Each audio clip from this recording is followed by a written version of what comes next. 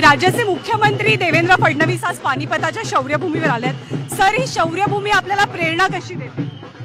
प्रचंड प्रेरणा मिळते, कारण पानिपत ही प्रत्येक हिंदूच्या आणि मराठी माणसाच्या मनातली जखम देखील आहे आणि त्यांचा आत्माभिमान देखील आहे, त्यांचा अभिमान देखील आहे, त्यांचा स्वाभिमान देखील आहे। ज्या प्रकारे मराठ्यांनी या भूमीवर शौर्य दाखवलं, त्यानंतर या भारताकडे वाकडी नजर करून पाहण्याची हिंमत कोणाची झाली नाही आणि मराठ्यांनी 10 वर्षांमध्ये पुन्हा भारत जिंकला, दिल्ली जिंकली, ही ताकद मराठ्यांची।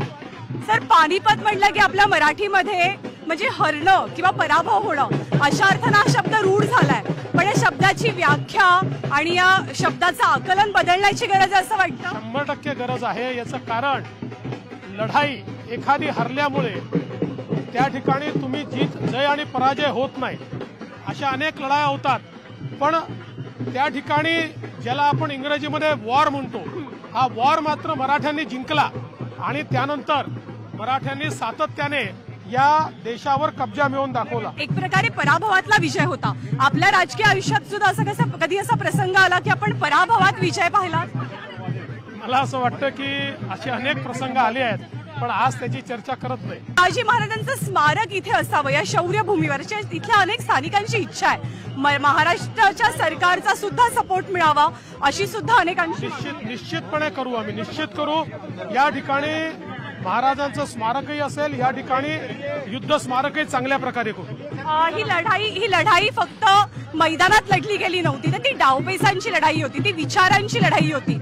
या लढाईतनं राजकीय दृष्ट्या काय शिकण्यासारखं असं आपल्याला वाटतं? मला वाटतं एकच गोष्ट शिकण्यासारखी आहे की लढाई ही छत्रपती शिवाजी महाराजांनी जे तंत्र सांगितलं त्यांनी लढली गेली असती तर कदाचित तिथे ही परिस्थिती राहिली नसती। पानिपत ही मराठी माणसाची एक भळभळती जखम आहे, पण त्याच वेळी मराठी माणसाचा अभिमान देखील पानिपत आहे।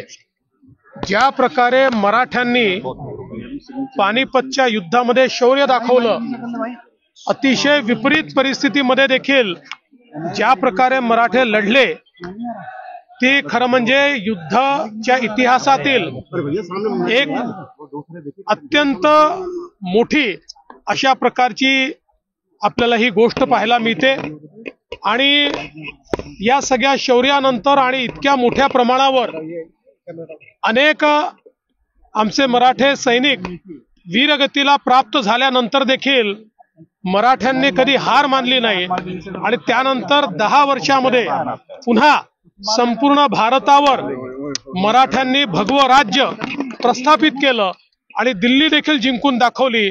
आणि म्हणूनच ही जी मराठ्यांची वीरता आहे, हे जे शौर्य आहे, छत्रपती शिवाजी महाराजांनी जे हिंदवी स्वराज्य सुरू केलं, ज्या हिंदवी स्वराज्याची स्थापना केली, त्या हिंदवी स्वराज्याला ज्या प्रकारे त्यानंतर छत्रपतींच्याच आशीर्वादाने संपूर्ण भारतामध्ये पसरवण्याचं काम हे आमच्या मराठ्यांनी केलं।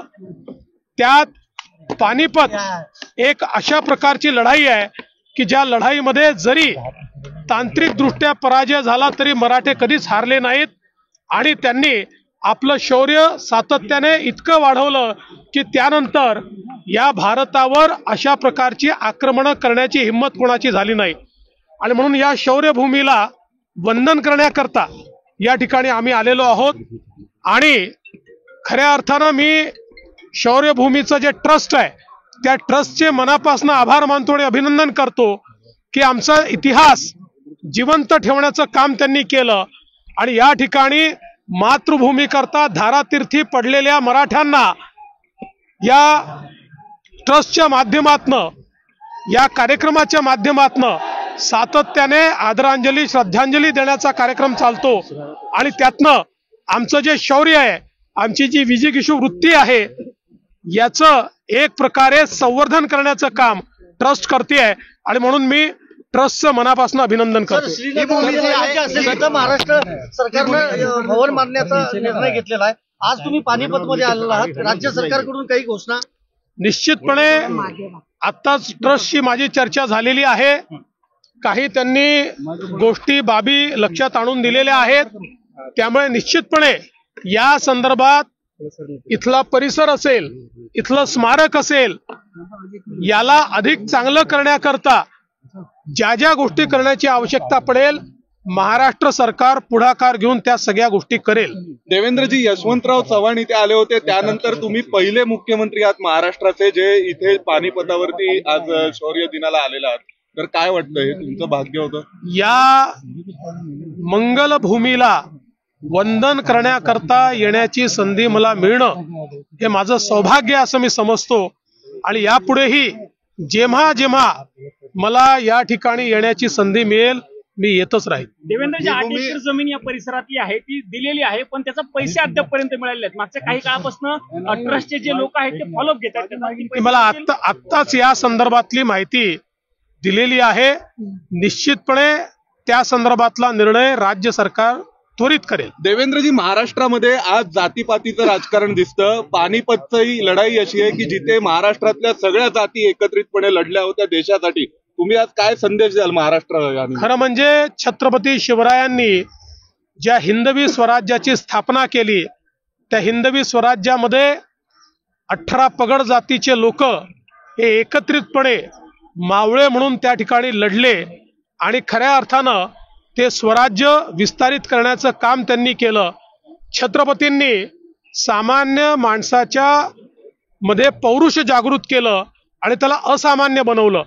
आणि मला असं वाटतं की जोपर्यंत आम्हाला हे लक्षात राहील की आम्ही एकत्रित आहोत तरच सुरक्षित आहोत, आम्ही एकत्रित आहोत तरच प्रगती आहे, तोपर्यंत आमची प्रगती होत राहील.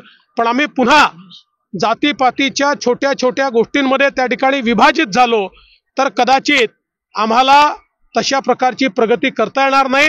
आणि म्हणून जसं छत्रपती शिवाजी महाराजांनी भगव्या झेंड्याखाली आम्हाला सर्वांना एकत्रित आणलं, तसंच आज भगव्या झेंड्याखाली आणि भारताच्या तिरंगा झेंड्याखाली आम्हाला सगळ्यांना एकत्रित येणं ही काळाची गरज आहे.